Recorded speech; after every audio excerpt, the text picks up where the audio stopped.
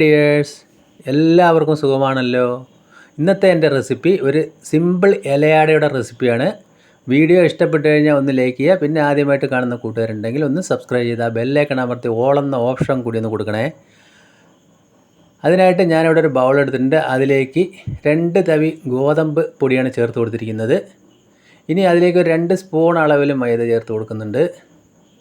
ഇനി അതിലേക്ക് 1 spoon oil ഒഴിച്ച് കൊടുക്കുന്നുണ്ട്. ഒരല്പം മാത്രം ഉപ്പിട്ട് കൊടുക്കുക. കുറച്ച് വെള്ളം ഒഴിച്ച് നമ്മളതൊരു ഇഡ്ഡലി ബാറ്ററിൻ്റെ ആ ഒരു ടൈറ്റിൽ നമുക്കതൊന്ന് ആക്കിയെടുക്കണം. അപ്പോൾ അത് ഒരുപാട് ടൈറ്റ് ആവാതെ നോക്കുക, ഒരുപാട് ലൂസും ആവാതെ. നമ്മൾ കുറേശ്ശെ വെള്ളം ഒഴിച്ച് അതൊന്ന് മിക്സ് ചെയ്തെടുക്കാം.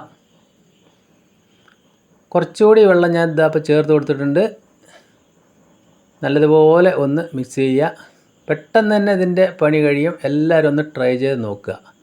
ഇതാണ് അതിൻ്റെ പരുവം. നമുക്ക് പൊടി പോരാകേണ്ട, അതുകൊണ്ട് ഞാൻ അല്പം കൂടി ഗോതമ്പ് പൊടി ചേർത്തിട്ട് ഒരല്പം വെള്ളം കൂടി ചേർത്ത് നമ്മളിതൊരു 10 ഇലയടയ്ക്കുള്ള ഒരു ഇതാണ്, ബാറ്ററാണ്.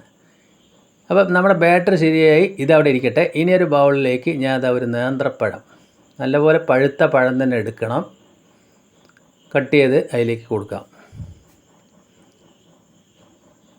ഈ ഒരു വലിപ്പത്തിലാണ് നമ്മൾ കട്ട് ചെയ്യേണ്ടത്, ഈ ഒരളവിൽ.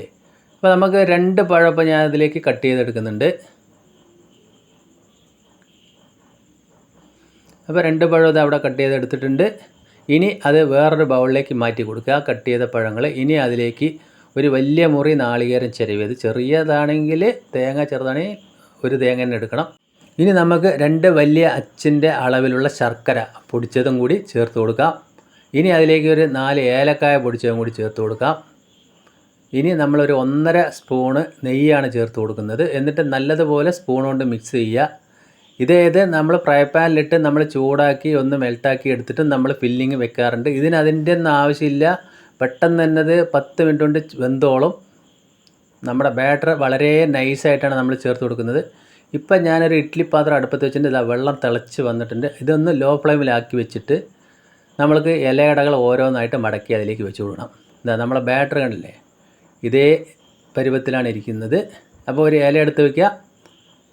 അതിലേക്ക് ബാറ്റർ ഇതാ നമ്മൾ ഇതുപോലെ അടി പരന്ന ഒരു തവി എടുത്തിട്ട് ഇതുപോലെ ഒന്ന് അങ്ങോട്ട് പരത്തി കൊടുക്കാം.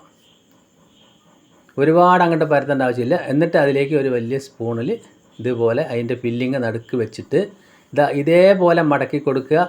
വീഡിയോ നിങ്ങൾ ഫുള്ളായിട്ട് കാണാൻ ശ്രമിക്കുക. അപ്പോൾ ഇതുപോലെ ചെയ്യാത്തവർ നിർബന്ധമായിട്ട് ചെയ്യുക. ഇതുപോലെ മടക്കുന്നവരുണ്ടാവും, അറിയാത്തവർക്ക് വേണ്ടിയാണ് ഞാൻ കാണിക്കുന്നത്. മടക്കിയ ഉടനെ തന്നെ നമ്മളത് ആ ഇഡ്ഡലി പാത്രത്തിലേക്ക് വെക്കണം. അങ്ങനെ ഓരോന്നും ഇതേപോലെ അങ്ങോട്ട് ചെയ്താൽ മതി. വലിയ ഫിനിഷിംഗ് ഒന്നും വേണ്ട. ഇത് നമ്മൾ വെന്ത് വരുമ്പോൾ നല്ല ഫിനിഷിംഗ് ആയിട്ട് വരും.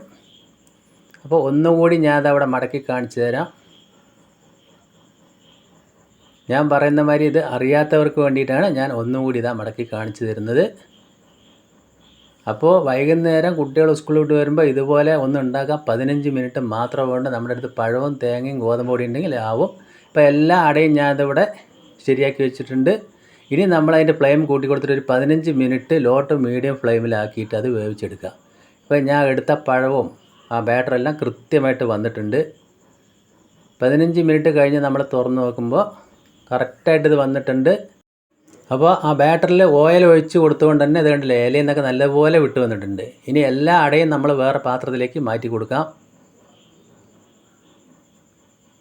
അപ്പോൾ ഇതേപോലെ അട ഉണ്ടാക്കാത്തവർ എന്തായാലും ഒന്ന് ചെയ്ത് നോക്കുക. ശർക്കര, തേങ്ങ, നമ്മൾ ആട്ടപ്പൊടി ഉണ്ടെങ്കിൽ ഇത് സൂപ്പറായിട്ട് ഉണ്ടാക്കാം.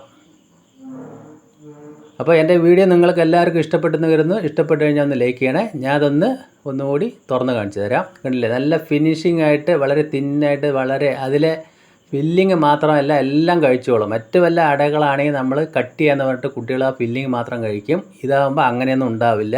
അപ്പോൾ എന്തായാലും നിങ്ങൾക്ക് എല്ലാവർക്കും ഇത് ഇഷ്ടപ്പെട്ട് കാണുമെന്ന് വിശ്വസിക്കുന്നു. വീണ്ടും നല്ല വീഡിയോ ആയിട്ട് കാണാം. Thank you.